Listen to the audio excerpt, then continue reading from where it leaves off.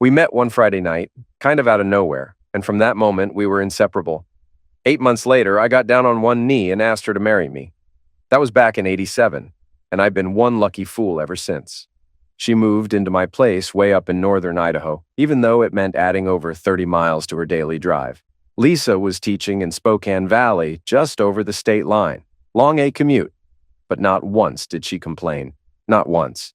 We kicked around the idea of moving closer to her job, but man, I loved that house. It sat quiet on 5 wooded acres just off I-95, north of Coeur d'Alene. My folks built it, and after they passed, they left it to me. House, land, and a decent chunk of inheritance. Someday, I plan to pass that house on to one of our kids.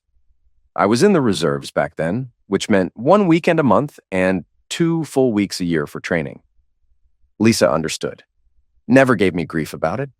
Even those little military paychecks. Every one of them went straight into my IRA. Our daughter Renee was born about a year and a half after we tied the knot. Then came 1990. Saddam invaded Kuwait, and my unit got activated. We were gone for just over a year. When we got back, it was flags, cheers, hugs, felt like we were kings. A year after that, our son Carl was born. Then 9/11's hit, and the world flipped. They offered me a road back into full-time active duty, and I took it without hesitation. From then on, we were bouncing back and forth, Camp Pendleton in California, Camp Lejeune in North Carolina. Lisa, ever the trooper, got certified to teach in both states and always found work. I did 3 tours in Iraq, 3 in Afghanistan, over 6 years total.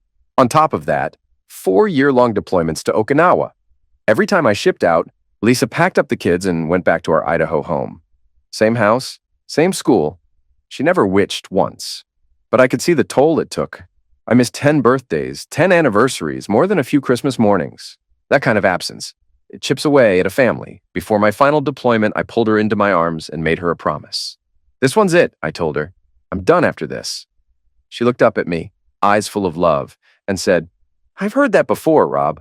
I mean it this time, I said. 56 years old. I'm too damn tired to be playing soldier in the sandbox.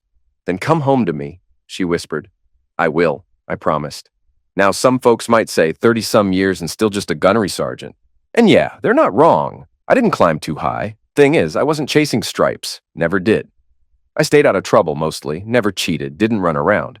But I did like my drinks. And I wasn't shy about throwing hands if someone disrespected my Marines. Semper Fi means something, I once told a captain after a bar fight. Sure does, he said, wiping blood off his cheek. But so does common sense. Those little episodes, they cost me 2 promotions, but I never whined. I loved being Gunnery Sergeant Rob, or just Gunny.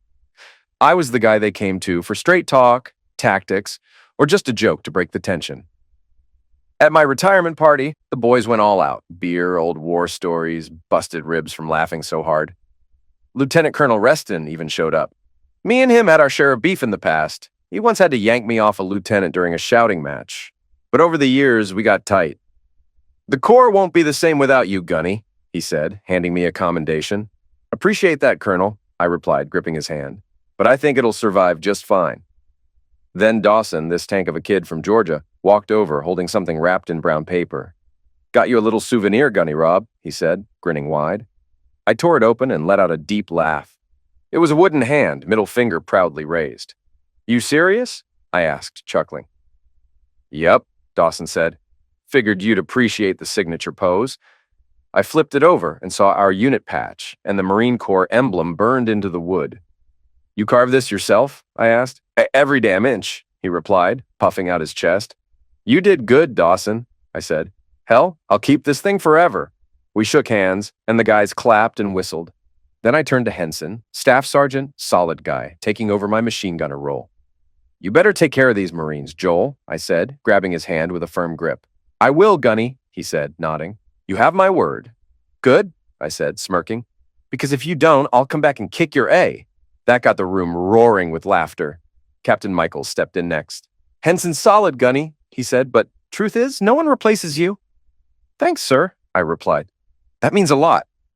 We shook hands, and then a young Marine told me my gear was loaded, and the car was ready for the airport. As the plane started its descent, I snapped out of the memory.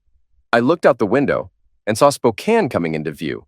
River winding through the city, waterfalls crashing, The Expo 74 pavilion at Riverfront Park shining in the sunlight. I smiled. I'd taken Lisa and the kids there so many times. We touched down, and people started getting up. I grabbed my sea bag and duffel, heading toward the exit. I scanned the crowd. No Lisa. I pulled out my phone and texted her. "Where you at, babe?" "Just landed." Nothing. I called. Straight to voicemail. My stomach did a slow roll. I called the house. Just the answering machine. Standing there in that loud, busy terminal, I lowered my voice and said, "God, please, let her be all right." After I got nothing from Lisa, I decided to call her parents. "We haven't heard from her either," her mom said, and I could hear the concern dripping through the line. "Do you want us to come pick you up?" she asked after a beat. "Not yet," I replied. "Maybe she's just stuck in traffic or something. I'll hang around a bit, see if I can catch a ride. No point in you guys driving down here just to turn around and head to Athol, but if you hear from her, tell her to call me, please." "I will, Alan," she said, and hung up. I was just standing there, lost in my thoughts, when a voice called out behind me. "Hey, Gunny, you need a lift?" a man asked. I turned and saw a tall guy in khakis tossing a suitcase into the back of a white SUV. Looked like a former military man. Solid build, sharp posture. "Well, I thought my wife would have been here already," I said as I walked closer. "Where you headed?" he asked, wiping his hands. "To Idaho," I replied, "between Athol and Bayview, just off Highway 95. "No kidding," he said. "That's right on my route. I can give you a ride if you want." Why not, I thought. Beats waiting around or paying a cab a fortune. "Thanks," I said, nodding. "Really appreciate it. Let me at least chip in for gas." "No need," he said, waving it off. "Company card's got it covered. Go ahead and toss your gear in the back." I loaded my sea bag and duffel, climbed into the passenger seat, and settled in. "You home on leave?" he asked as he started the engine. "Home for good," I said with a smile. "Got 30 days of terminal leave left, then that's it. I'm officially retired. 30 years. "Damn, 30 years?" he said, sounding impressed. "That's a hell of a run. I'm John Sykes, by the way." "Alan Roberts," I said, shaking his hand. "Where are you flying in from?" he asked, pulling out of the airport loop. "Camp Lejeune," I said, stretching out my legs. "Our unit just got back from Afghanistan." "Bet that's been a long day," he said. "You can say that again," I muttered, pulling out my phone and sending Lisa a text. "Got a ride. No worries, TC is home." "So what now?" he asked as we hit the highway. "You got big plans or just gonna enjoy the quiet?" "Not much," I said with a shrug. "Gonna fish a bit, hunt when I can, and chase my wife around the house if she'll let me." John laughed. "Man, I get that. I did 25 years in the Army, retired as a lieutenant colonel. And let me tell you, retirement ain't always as sweet as it sounds." "What are you doing now?" I asked, genuinely curious. "I run a camp for men up in northern Idaho," he said casually. "For real?" I said, raising an eyebrow. "I've lived here most of my life, never heard of any camp like that. When did it start?" "About 10 years ago," he said. "But we keep it under wraps. Quiet, off the radar, that's by design." "What kind of camp is it?" I asked, squinting a little. "It's for guys going through heavy stuff, personal crises, emotional wreckage," he explained. "Like what?" I asked, leaning back in my seat. "Well," he said, glancing at me, "you ever know a Marine who got a Dear John letter while deployed?" "Not once," I said firmly. "Then you already know what that does to a guy," he replied. "All too well," I said, staring out the window. "We help men who've had their world ripped apart. Mostly civilians, guys with no training. A lot of them don't know how to fight for themselves. Hell, some are scared of their own shadow," he said. "So what do you do for them?" I asked. "We start with the body, get them physically strong, then work on the head and the heart. We've even got lawyers to help with legal stuff if needed," he explained. "That's a lot," I said, nodding. "How long's the program?" 3 months, he said. "It's brutal, like boot camp for broken men." "Sounds like it," I said. "You ever work as a DI?" "Yep," he said, grinning. "Paris Island, went in a sergeant, came out a staff sergeant. Then you know how to break someone down to build them up," I said. "Exactly," he said, smiling again. I paused, then said, "I'd like to check that place out sometime." "You might get that chance real soon," he said. "We're looking to bring on a new senior instructor. Someone who can lead the team, keep the structure tight, welcome new guys, all that." "Gotta admit," I said, scratching my jaw, "that sounds right up my alley." "You're not wrong," he said, glancing at me. "I don't think it's a coincidence we met today. You believe in fate?" "Sometimes," I said. So you're saying this isn't random? Nope, he said. Truth is, Alan, we've been watching you for a while. Wait, what? I said, narrowing my eyes. Me? Why? Well, he said, shifting in his seat, you're local, you're a combat vet, and you've got no major baggage, aside from a few bar fights. He grinned. Let's see. Silver Star, Bronze Star, Meritorious Service, 4 Purple Hearts, Combat Action, Navy Achievement, Marine Corps Medal, Good Conduct Medal. You're a rough diamond, Alan, but exactly our kind. And you're saying your company's been keeping tabs on me? I asked, still trying to process it. Yep, he said. We were just waiting for your retirement papers to go through. The position's yours if you want it. Pays better than the Corps, and you'd report directly to me. Sounds great, I said, though my brain was buzzing. But there's a but, right? There is, he said, reaching for a manila envelope sitting on the center console. And it's something you need to see. He handed me the folder. I opened it and felt my stomach twist into a knot. Inside was a full report. Detailed, clinical, brutal. It spelled out a long-term affair between my wife, Lisa, and some guy named Elroy McEnroe, her school principal. It had been going on for over 20 years. There was even a DVD tucked inside. Where'd you get this? I asked, my voice suddenly dry. I'm not going to lie to you, Alan, he said, voice steady.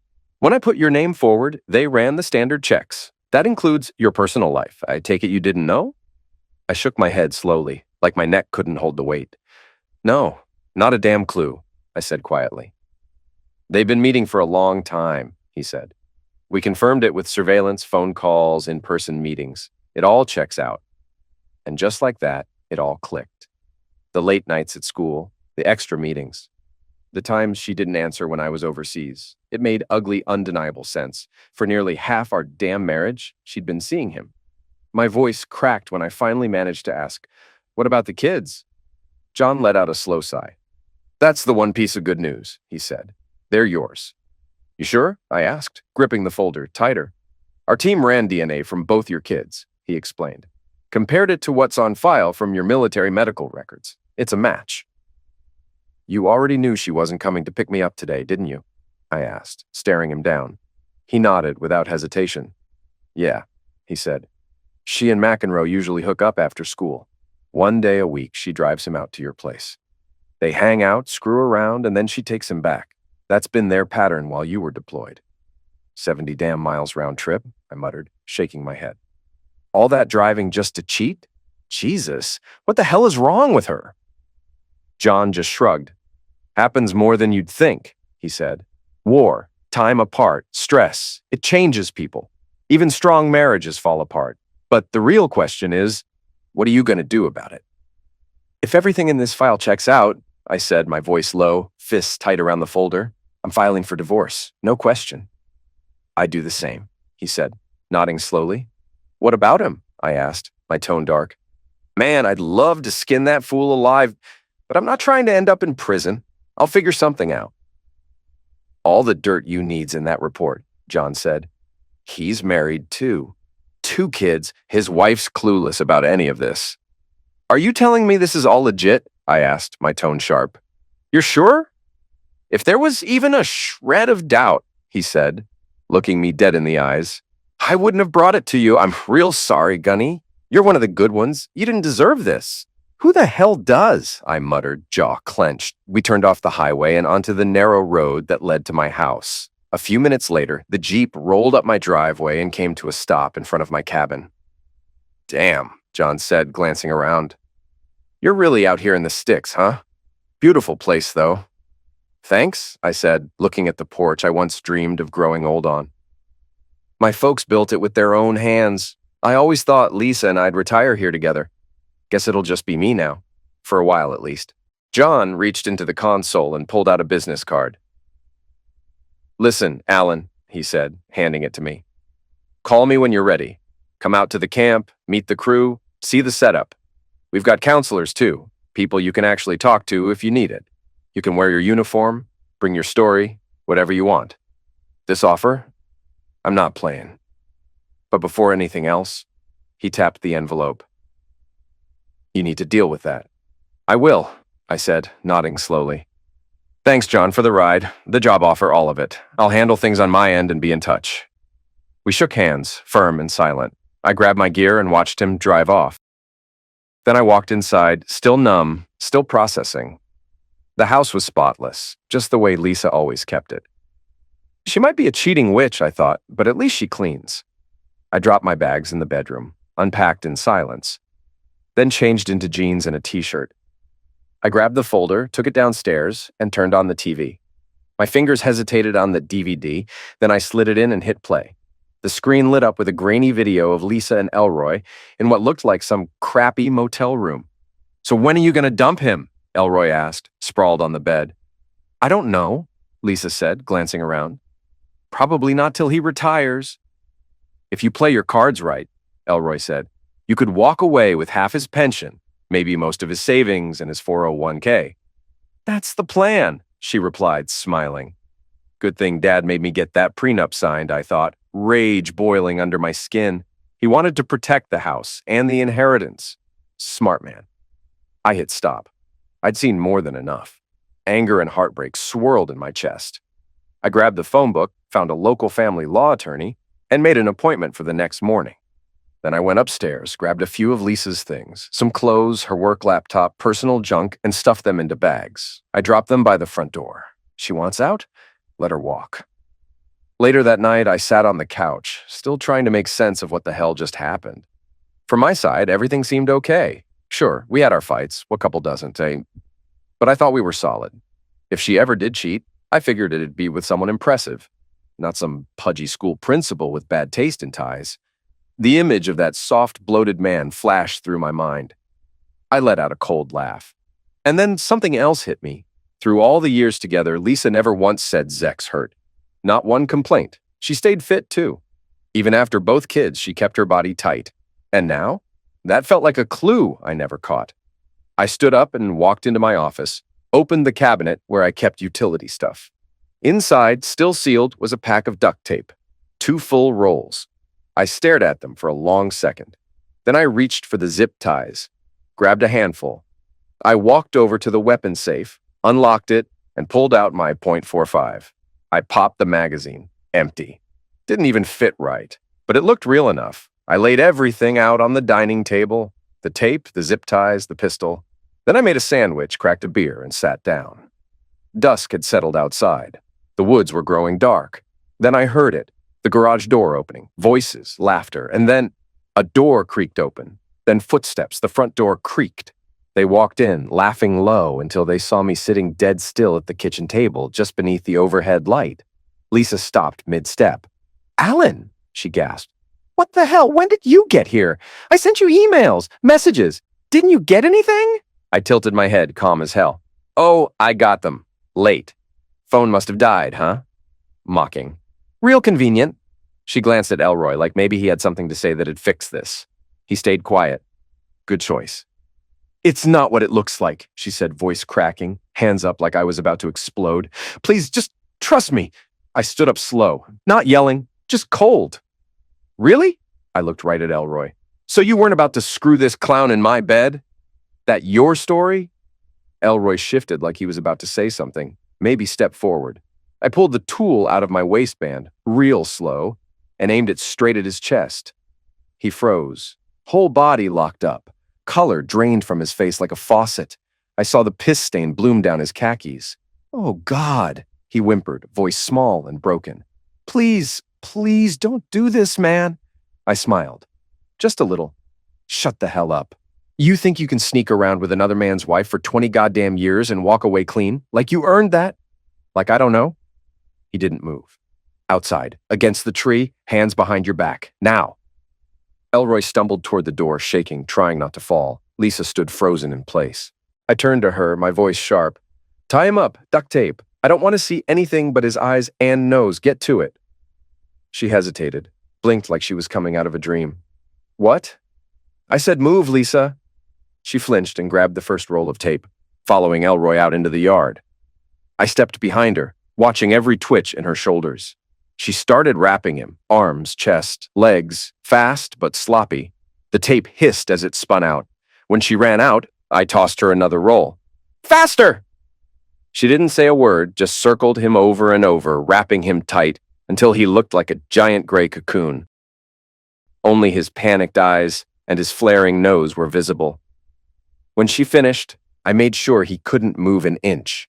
Then I pulled my phone out and scrolled to the number John gave me from the report. I dialed. McEnroe residence, a woman's voice answered. Judy speaking. Mrs. McEnroe, I said, voice even, polite. My name is Alan Roberts. Is your husband Elroy there? No, he has a meeting at the school. Teachers, something like that. Can I take a message? That won't be necessary, I said. I'm sorry for the deception, ma'am, but your husband is currently at my house with my wife, and I think you should come and get him.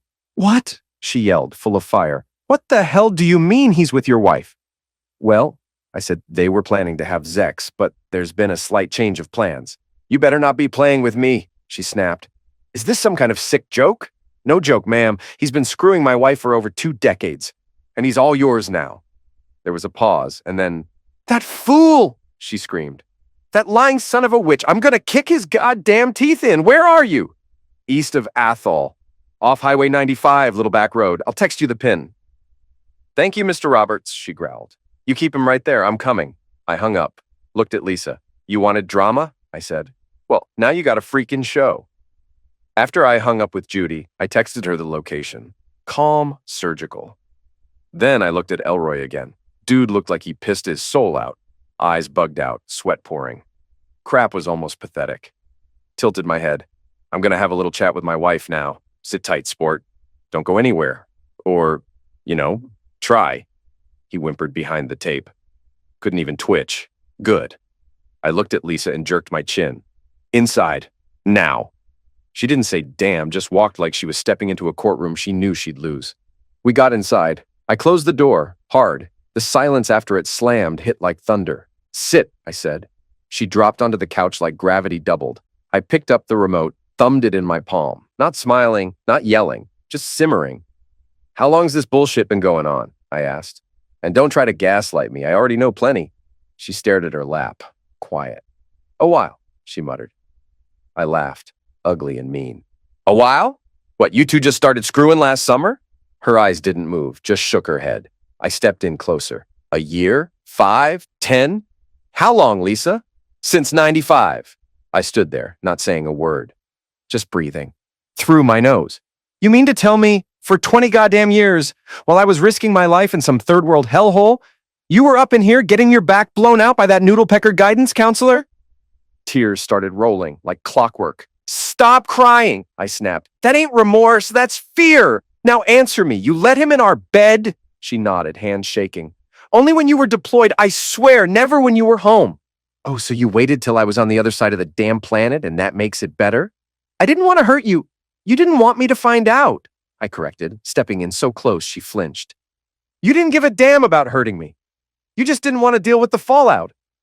I was lonely, she whispered. I tilted my head, smiling like a knife. Yeah? So was I. You think I ain't had options out there? You think I couldn't have dipped my toe in the pool, but I kept my vows? You were back here getting stretched out by Elroy freaking McEnroe. She tried to reach for me.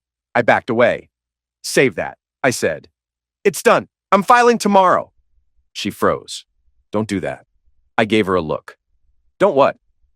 Elroy said, if you file, I can take half your pension, the house, retirement, everything. I chuckled, cold and hollow. You dumb as hell if you think you're getting a dime more than what's yours. I pulled the prenup from my back pocket like it was a weapon. Remember this? The paper you barely read before signing it in front of my lawyer? Still valid. Still binding. I unfolded it and tossed it on her lap. You get 40% of joint savings. No house, no support, no pension. My folks left the deed to me. This place, mine. She stared at it like it was a bomb. I'll fight it, she hissed. I grinned. Already knew you would? I hit play on the remote. The TV lit up like a crime scene. There she was, on camera, without clothes, moaning. Elroy's dumbass face right there with her, grunting like a pig. Her voice, loud and clear. She gasped, covered her mouth. Where the hell did you get that? Turn it off, please. I folded my arms. Nah, I want you to watch what loyalty looks like after 20 years of marriage. She started shaking. If that gets out, I'll lose everything. So will he. My job, my career. Yeah, I said. Actions have consequences. Ever heard of that? You're evil, she snapped. No, I said, I'm just done being your fool. I paused the video, rewound, hit play on the part where she looked dead into the camera and said, he's too big. It hurts. I tilted my head. That true? All these years you couldn't say that to my face? I didn't want to make you feel like a freak, she mumbled. At first it was good, but yeah, it started hurting. That's why I stopped wanting it. Right, I said. So instead of talking to me like a wife, you started playing house with another man. She said nothing, just wiped tears off her chin. I walked over to her purse, dumped it out on the table, grabbed her key ring, took off the house key. Then I pulled her debit and credit cards, left the STCU card right where it was. I know about your little side stash at the credit union, I said. 10% every check, tucked away for your exit plan. You'll be fine. I tossed the purse back at her. She just sat there. I guess I should start packing, she said weakly. Not yet, I said. You've got phone calls to make. You're going to tell your parents, our kids? You're going to tell them why this marriage is dead. Her head snapped up. No, don't drag them into this. They'll hate me. I smirked. Guess you should have thought of that before you turned your marriage into a joke. I picked up my phone and started dialing. Then, headlights. They swept across the window. I looked outside. Well, I said. Judy's here. I turned back to Lisa. Better freshen up. You're about to explain to a pissed-off wife why you've been sucking on her husband's pecker for 2 decades. A sharp knock hit the front door like a warning shot. I opened it, and there she was, Judy McEnroe. Tight jeans, leather jacket, hugging curves she damn well knew she had. Hair done, eyes sharp, and attitude dripping off her like gasoline. She looked me over once, eyes flicking down low, blatantly. You Alan Roberts? She asked, not even trying to hide the way her gaze lingered. I am, I said. You must be Judy McEnroe. For the moment, she said flat, eyes dead cold. Come on in, I said, stepping aside. She walked in like she owned the place, paused 2 steps in and spotted Lisa. And boom, rage lit up her face like fireworks. So you the witch, Judy snarled. You having fun banging my crusty husband? Lisa flinched. Please don't. Shut the F up, you goddamn home-wrecking hoe, Judy spat. I knew it. Lisa screwing Conroy. Should have known it was you. Fake little church girl act, huh? You out here getting raw-dogged behind your man's back? Judy, please, Lisa whimpered, backing up. Oh, no, witch. You don't get to please me, Judy snapped. You got a man like this, and you screw the Pillsbury doughboy, you dumb and thirsty. Then she looked me over again and smirked. Crap. Now I really don't get it. I chuckled. He's tied up out back. Her eyes lit up. Lead the way. I hit the hallway, dipped into my office, and came back with a box cutter, a bottle of 90% isopropyl liquid, and a torn-up shirt rag. She raised an eyebrow. What's with the tools, Dexter? Tape's tight. I don't want to crew around. We stepped outside. Elroy was still duct-taped to the tree like a giant silver larva, eyes wide and watery. Soon as he saw Judy, his whole body sagged like he gave up on life. Judy laughed so hard she had to hold her sides. Oh my God, she wheezed. You actually mummified this a-hole? I like to be thorough. You're a goddamn legend, she said. She walked up to Elroy, eyes blazing, got right in his face. You piece of crap, she hissed. You ain't touched me in months. Now I know why. You were out here blowing your load in some PTA floozy. She yanked her rings off, tossed them in the dirt. F you. Rot. I pulled the box cutter out, sliced through the tape. The whole cocoon sagged and peeled. Elroy dropped to the ground like a sack of regret. Get up, I said. Crawl if you got to, but your A is going inside. He groaned and dragged himself to the porch, a pitiful mess of sweat and shame. Judy crossed her arms, watching him stumble. That's the most entertainment I've had since 2018. Lisa tried to speak again, voice soft, fake sweet. Haven't you two done enough? I turned, cold. Not even close. I tossed Lisa her phone. Call your mom. Speaker on. She blinked. What? You heard me. Hands shaking, she called. It rang twice before her mom picked up. Lisa, what's wrong? Are you hurt? Lisa sniffed like a 5-year-old. Mom, Alan's kicking me out. What? Why? Because I cheated on him. Dead silence on the line. You did what? Her mom barked. You stupid little witch. How could you do that to him? He's been nothing but good to you. Lisa broke down crying again. Her mom wasn't done. I'm ashamed of you, absolutely ashamed. You betrayed the best man you ever had. I don't blame him one damn bit. Mom, can I stay with you? Maybe, but not for long. And no men, you hear me? Lisa nodded like her mom could see her. Yes, ma'am? Is Alan there? I'm here, Mom, I said, stepping in. Ah, baby, she said, her voice softening. You okay, son? I'll survive. You didn't deserve this. You were always too good for her. Stay in touch, all right? I will, I said, and ended the call. Lisa was wiping her face like a busted actress trying to save the final scene. You've got 2 more calls to make, I told her. Dad and the kids. Start dialing. Please, Alan, she begged, voice cracking. Don't make me do this. Not them. They deserve the truth. You owe it to them. Now stop stalling. Lisa sat there, trembling, fingers barely holding onto her phone. Her whole body shook like a leaf in a hurricane. Call Carl, I said, standing over her like a warden giving a sentence. She looked up, voice cracked. Please, Alan, don't make me do this. 1 call. Make it. She swallowed hard and dialed. Carl. Hello? Lisa. Hi, it's me. Mom. Carl. Mom, you sound weird. Are you okay? Lisa. No, I'm not. Your dad and I, we're getting a divorce. Carl. Wait, what? What are you talking about? Did Dad cheat or something? Lisa. Quiet. No, sweetheart, I did. I cheated. For a long time. And he found out. There was dead silence.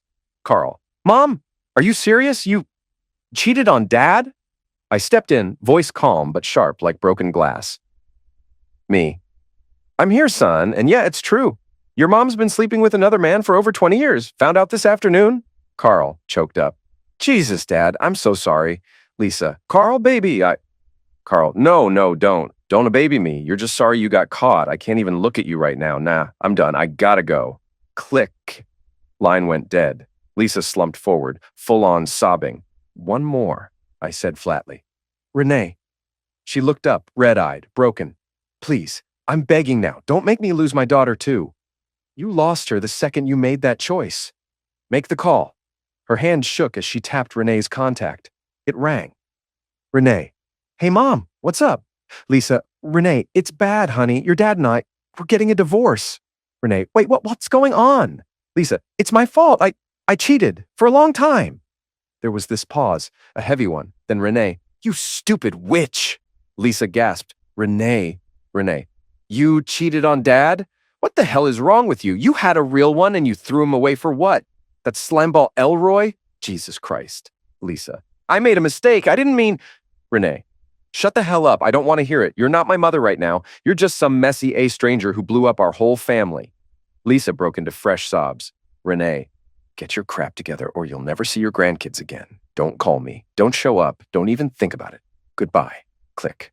Lisa collapsed again, head buried in her hands, tears pouring out like a damn faucet. I stared at her, arms crossed. Feeling the consequences yet? I asked, voice ice. You didn't just cheat on me. You burned 2 families to the ground. You nuked your own damn legacy. She hiccuped through sobs. I told you I was sorry. Everyone hates me. Good, I said. You earned that hate. You wore it like perfume for 20 years. Time's up. I walked into the hall and came back with the suitcase and overnight bag I'd packed earlier. Your crap's by the door. You can come back for the rest tomorrow. Just text me first. Lisa stood slowly, like the gravity of her guilt weighed her down. Just as she reached the front door, Judy stepped into her path, arms crossed, stare like a loaded Colt. Hold up, she said, voice low and dangerous. Did I hear right? You've been screwing my husband? For over 20 damn years? Lisa couldn't even speak, just nodded. Judy snorted. Wow, you really are a piece of work. Lisa tried to look away, but Judy stepped in her face. Well, guess what? I think I'll return the favor. Since you've been warming my bed, maybe I'll take a spin on yours. It's been a long time since I had a real man who could actually make me feel something. She turned and looked me up and down. So, you in? I smirked. Best offer I've heard in a long time. And hey, why should cheaters have all the fun? Judy chuckled. Exactly. Lisa dropped her suitcase, just stared at us, face drenched, completely wrecked. You wouldn't, she whispered. I don't owe you a damn thing anymore, I said, stepping around her. Go. She stood there, stunned. Judy raised a hand like she was swatting a fly. Witch, move. This ain't your house no more. Lisa picked up her bags in silence, dragged herself out the door. Then Judy turned toward the yard, where Elroy was standing near the porch like a kicked dog. You, she said, pointing. Don't even look at that door. You sleep in your car or in hell. Just know I'm seeing a lawyer tomorrow. Elroy nodded, eyes down. Got it? Lisa turned back at the doorway one last time. I'm sorry, Alan, for everything. I didn't say a word. She stepped out of the house and out of my life. Me and Judy just stood there together, watching the taillights fade into the night. I felt a tear creeping down my cheek and wiped it away fast, hoping no one noticed. You all right? Judy asked, watching me from across the room. Yeah, just something in my eye, I said, trying to play it off. She gave me a soft, knowing smile. Total bullshit, she whispered. I chuckled, shaking my head. Tell me, how the hell do you walk away from 30 years with someone? You start by letting yourself believe there's more out there, she said, calm but real. I looked over at her. You really didn't know about any of this, huh? No, she said, her eyes tightening. Found out just today. Turns out, while I was off on a business trip, she was sneaking around with him. You ever suspect anything? I asked. Yeah, she admitted. There were signs his shirts would smell like her perfume. I could tell, but I never caught him red-handed. I just hoped eventually he'd wake up and stop. So what now? I asked, looking at her carefully. You mean us? She asked, raising an eyebrow. I nodded slowly. Yeah, I've never been one for one-night stands, and I sure as hell don't have the energy to start dating again. She gave me a half smile. So what, you're saying you like me and maybe want to see where this goes? I guess I am, I said, rubbing the back of my neck. Well, she said, grinning, I like you too, Alan Roberts, and if you're up for it, I wouldn't mind finding out what happens next. I'd really like that, I said, letting out a breath I didn't realize I was holding. The next morning, she was in the kitchen when I came down. Morning, lover, she said, smiling. Hungry? I made breakfast. I'd eliminate for some, I said, stepping in. Coffee's already on, she said. What's your plan today? I've got to sit down with a lawyer this morning, I told her, grabbing a mug. And later, I'm meeting with someone about that job offer. What about me? She said, wiping her hands. After breakfast, I'm heading back to my place. I need to make my own call to a lawyer. I'll see you downstairs, she added, giving me a quick kiss before heading out of the room. I hit the bathroom, knocked out my usual routine, jumped in the shower, and threw on my Class C uniform. Hadn't worn it since the ceremony, but something about today called for it. When I came down, Judy looked at me wide-eyed. Whoa, are you in the Army or something? She asked. Marines, I corrected. At least for another month. I'm on terminal leave, about to retire. She looked at the ribbons on my chest and leaned in, curious. What's all this stuff for? She asked, pointing. Various things, I said, tapping a particular ribbon. This one's a purple heart with 3 stars. Means I had a really bad habit of being in the wrong place at the wrong time. More than once, apparently, I added with a half smile. Her eyes went wide. You were wounded? Like in combat? Yeah, I said, nodding. 4 times total. She stared for a second. Where were you deployed? Desert Storm back in the early 90s, I told her. Then 3 tours in Iraq and 3 more in Afghanistan. Damn, she said, blinking. How long were you in? Just over 30 years, I said. Part of that in the reserves, but most of it active duty. Then her face changed. Her expression turned sharper. So let me get this straight, she said. While you were out there in the middle of war zones, my husband and your wife were sneaking around behind our backs? Yes, I said simply. She shook her head, disgusted. Unbelievable. What a lowlife. He's going to pay for this. We had breakfast together, quietly, no need for small talk. She asked me to call her once she made it home, and I promised I would. Later that morning, I sat across from my lawyer, laying everything out, the affair, the surveillance, the prenup, the finances, everything I had. He listened, then leaned back in his chair and said, All right, given the prenup and her income, I think we're in a good spot. She makes about $68K a year, so any alimony claim is pretty much dead in the water. He tapped the prenup. This covers your pension and protects the house. Smart move there. The only thing you'll need to split is the joint bank account, but the agreement already caps her portion at 40%. When do you want to file? he asked. Yesterday, I said flat. Got it, he said, nodding. We'll have to file everything through Washington, but that's routine. If all goes smooth, we'll finalize by next week. He handed me a checklist. Here's what you need to do to protect yourself. I hope she hasn't touched the account yet. I scanned the paper.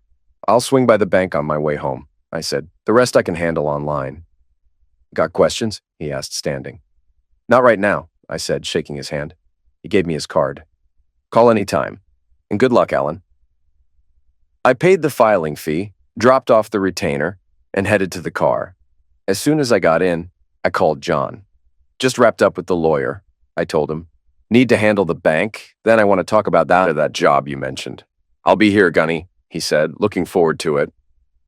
A couple minutes later, he texted me directions to the camp. At the bank, I breathed a little easier. Lisa hadn't touched the money. I pulled 60% of the balance, moved it to a new solo account under my name, canceled our joint cards, paid off the balances, and ordered fresh ones. By the time I left, I felt lighter. Then I hit the road and headed northeast, about 35 miles out, to check out John's camp. The drive was kind of long, but the weather was good, and honestly, I didn't mind the time alone. I needed it. Just the day before, I was planning retirement, picturing a quiet life with the woman I thought had my back. Now, I was sitting with 20 years of lies, betrayal, and a heart full of unanswered questions. 6 of those years I spent overseas, getting shot at, losing friends, giving up damn near everything for a life I thought meant something. What surprised me most was how calm I felt. It was like I was dealing with Lisa's betrayal the same way I'd handled enemy fire, quiet, focused, keeping my emotions locked down while I figured out my next move. At least I had Judy. Couldn't imagine facing all this alone. She brought some warmth back into my world. Her honesty, her fire, and yeah, the Zex didn't hurt. Still, I kept wondering if I was rushing into something way too fast. Guess time would answer that. Eventually, I turned off the main road and onto a long, winding strip of asphalt leading to Camp Rollins. No other cars in sight, so I let the engine stretch a little. Trees lined both sides like a green tunnel. Eventually, I pulled up to a gated checkpoint with a small guard shack posted out front. A guy in full camo gear, rifle slung across his chest, stepped up to my window. I'm here to see John Sykes, I said. Name's Alan Roberts. I handed him John's business card and my license. Give me a moment, sir, he said, taking both and stepping back.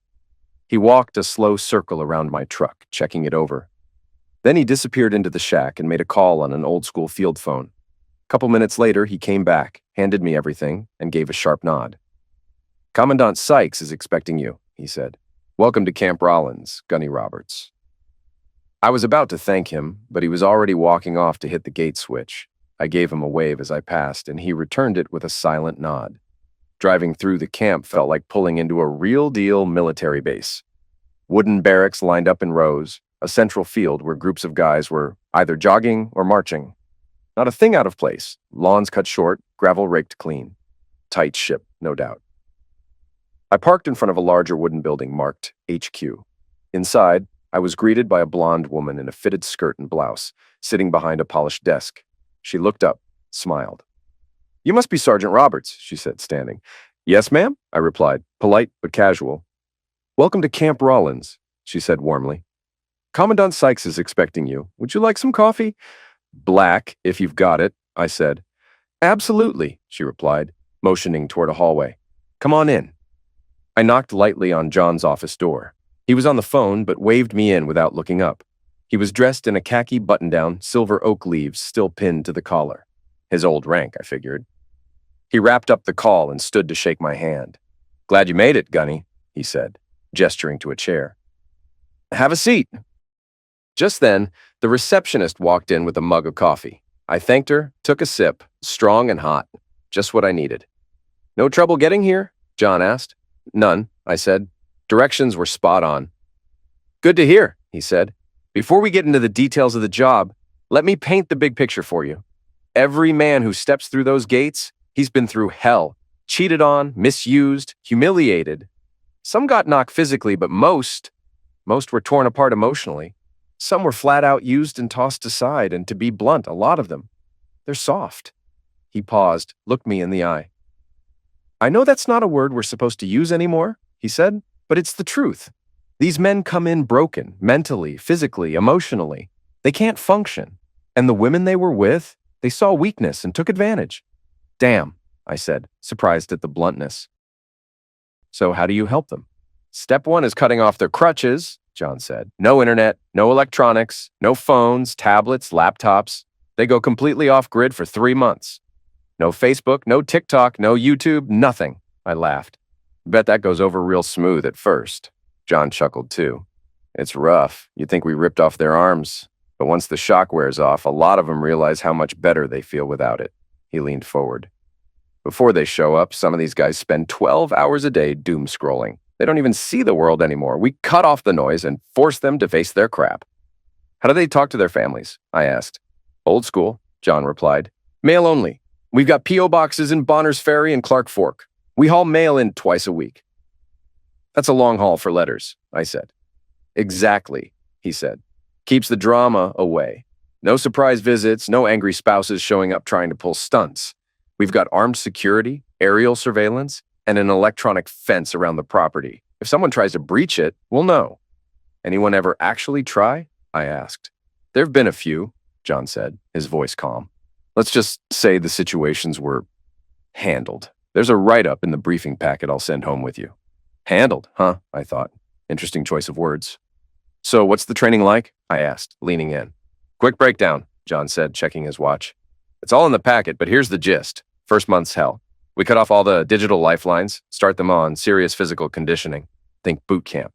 Mornings start at 0500. They double time everywhere. And yeah, the instructors don't play around. And month 2? I asked. That's when the deeper work begins, he explained. They meet with therapists, one-on-one and group sessions. It gets intense. At the same time, we keep the physical training going and introduce basic self-defense. He glanced at the clock again. Actually, there's a session happening now. Want to see it? Yeah, I said, standing. We left his office and crossed into another building. He opened a door and motioned me in. Inside, a group of men sat in a semicircle. A woman stood in front, counselor, clearly. An instructor near the door straightened up when John walked in, nodded, then sat back down. We slid into seats at the back, quiet. One of the guys, probably early 30s, was speaking through tears. His voice cracked as he told the group how his wife used to force him to service her lovers, then mock him in front of them, called him worthless, laughed while he cried. He broke down mid-sentence. The men beside him didn't flinch. One placed a firm hand on his shoulder. Another gave him a nod.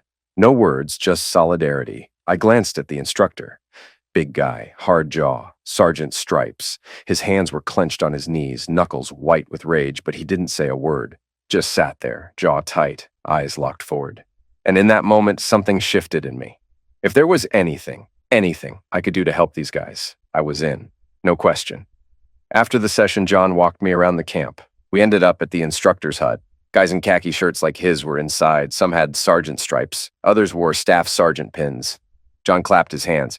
All right, listen up. This here's Alan Roberts. They nodded, shook my hand. As we talked, I found out most of them were ex-Marines or Army NCOs. Tight crew, real serious about helping their guys. One of them asked, "So you thinking about joining up?" I looked at John. "Yeah, I'm in." John grinned. "He's going to be our new senior instructor. He's on terminal leave, so give it a few weeks. Till then, he'll be getting settled." The guys gave approving nods. "Welcome aboard, Gunny," one said, gripping my hand. "Appreciate it," I replied, shaking hands around. Back in his office, John looked at me. "So, you're really in?" "Yeah, I'm in," I said with a nod. He smirked and held out his hand. "Good to have you. What sealed it for you?" "That guy in group, the stuff he said at... Man, I thought that was just internet horror stories." John sighed. "Nah, it's real. Happens way more than people want to believe." He reached for a folder. "Guess I should make it official." He handed me the offer. I stared. The pay? Insane. Way better than the Corps. Benefits, too. "I'm in, no question." "Cool," he said, handing over a fat stack of folders. "Here's your homework," I laughed. "And don't miss the witch burning." "The what?" "It's a thing. End of every class, you'll see." I said goodbye, grabbed the folders, and headed home. Next 3 weeks flew by. Lisa got the divorce papers and signed them right away. No fight. My lawyer said it'd be final in 30 days. Judy filed hers too, but being in Washington, it'd take 90. Never heard from Lisa again. Didn't want to. Her parents came by for the rest of her stuff. I gave them a check for her half of the bank account and a box of photos and memories. Told them I didn't want any of it left behind. Her mom said Lisa couldn't even look me in the eye. Figures, Judy. She spent the last 3 weekends at my place. We fished Pandorai. She loved it. Lisa hated fishing. Judy not only caught kokanee, she cleaned and cooked them better than I ever could. Meanwhile, I visited the camp a couple times a week, got to know the instructors, all combat vets, most divorced, some dating again. I sat in on more sessions. What I heard shook me. Guys ripped apart, used, dumped. It only made me more committed. That's when I found out why the place was locked down so tight. One guy had escaped a group called Mace. When he refused to go back, they tried a full-blown armed attack. Guards and some Fed agency I'd never heard of shut it down. Since then, if a student mentions MMAS or anything like it, that agency gets called. Near the end of the month, John invited me to the witch burning end-of-program ritual. I put on my Class C and drove out. It was nighttime. Students stood in a circle around this big straw dummy. Each one stuck photos to it. Ex-wives, misusers, people who screwed them over. Then they raised it up and tied it to a pole over firewood. An instructor handed a student a torch. Burn the bow. Sir, burn the bow. Aye, aye, sir. He lit the base. Fire caught fast. The figure went up. The guys started chanting, burn, burn, burn. Some yelled, some cried, some just stood there letting it kick them. When the figure collapsed, a couple danced around it. One even pissed on the ashes. Chanting got louder, more fists in the air, more stomping. I leaned over. What's this really about? John crossed his arms. Closure. They need to let it out without hurting anyone. Tomorrow, they graduate. 3 months ago, they were broken. Tomorrow, they walk out as men again. I nodded. For a second, I pictured Lisa's face on that burning dummy. Couldn't help but smirk. How's the home front? John asked. Good, I said. Divorce goes final in a few days. You holding up okay? John asked. Yeah, I said. Better than I thought. Way better. Glad to hear it. Your terminal leave ends soon, right? He said. 3 days, I said. Perfect, John said. New class shows up the day after. You'll meet him then. Oh, and here. He pulled a small box from his pocket. I opened it. Metal chevrons, polished and sharp. Sergeant Major? I asked. He nodded. Senior instructor, he said. Congrats. Thanks, I said, honestly touched. No, thank you, John said with a smile. The next 4 days, I stayed with Judy. Elroy offered to buy her out of the house. She took the deal fast. Word was he was moving Lisa in soon. Judy was more than happy to be done with it. Move in with me, I said. Yeah, she said, I like that. I rented a trailer, helped her pack the stuff she wanted, and brought her things home. The place wasn't big, tight fit, but we'd figure it out. That morning, she watched me put on my uniform for my first full day at camp. Damn, you look sharp, Judy said. She handed me breakfast, a thermos of coffee, and kissed me at the door. Follow them, she said, smiling. I will, I said. I didn't know where we were going, but I wanted to find out. Lisa left a hole. Judy filled it. First time in years, I felt like myself again. I got to Camp Rollins and walked into reception. Glanced in the mirror, fixed my cover, straightened my collar, and stepped out onto the porch. I froze. Oh, hell no, I muttered. I looked out over a group of new arrivals standing in the lot. Scruffy, sloppy, all shapes and sizes. I took a deep breath and let it fly. God, you expect me to make men out of this mess? I shouted. Half of them don't even look human. Get these sorry clowns into processing before I start flipping tables. Yes, Sergeant, a staffer barked. He jumped to it, herding the group toward the tents.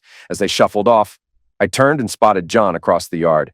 He stood with arms crossed, big grin on his face. Well done, John said. Welcome to Camp Rollins.